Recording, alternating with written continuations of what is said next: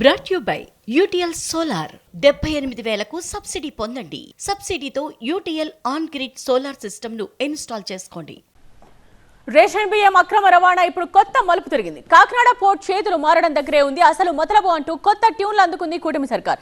తుపాకీ గురిపెట్టి point blank లో దౌర్జన్యాలు జరిగాయని, ముంబై అండర్ వరల్డ్ తరహా మాఫియా రాజ్యం వెళ్లిందని సీఎం ఆరోపిస్తుంటే this is nothing but diversion politics అని కౌంటర్స్ ఇస్తోంది వైసీపీ.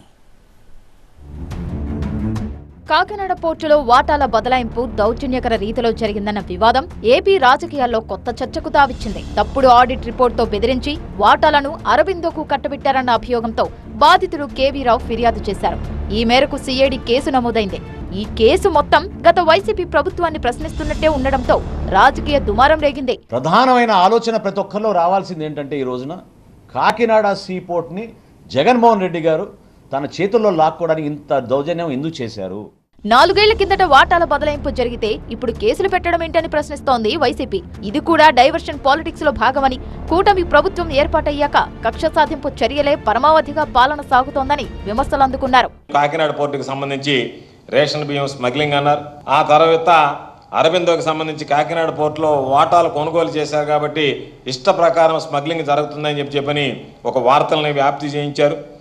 ఆ తర్వాత చివరికి ఆ పోర్టు లాక్కున్నారనేటువంటి దాని మీద కేసు పెట్టించి ఈరోజు ఏదో ఒక విధంగా ఆ కేసులో వీళ్ళందరినీ ఇరికించాలనేటువంటి ఒక ప్రయత్నం. పోర్టు వివాదంపై కాంగ్రెస్ పార్టీ కూడా సూటి ప్రశ్నలు సంధించింది.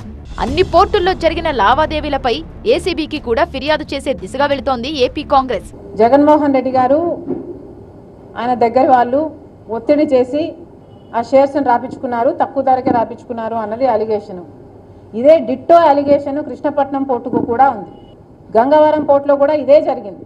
కాకపోతే అది ప్రభుత్వ వాటా, ప్రజల ఆస్తి. ఇదే జరిగింది. అన్ని పోర్టుల మీద ఎందుకు ఎంక్వైరీ వేయటం లేదు అని అడుగుతున్నాం చంద్రబాబు గారు. అటు సీఎం చంద్రబాబు కూడా కాకినాడ పోర్టు సెజుల్లో బలవంతంగా వాటాలు రాయించుకున్నారన్న ఫిర్యాదుపై సీరియస్ గా స్పందించారు. ఈ వ్యవహారం ల్యాండ్ గ్రాబింగ్ పరిధిలోకి వస్తుందేమో పరిశీలించాలన్నారు. మాఫియాగాళ్ల ఆస్తుల్ని సీజ్ చేసే చట్టం మహారాష్ట్రలో ఉందని గుర్తు చేశారు.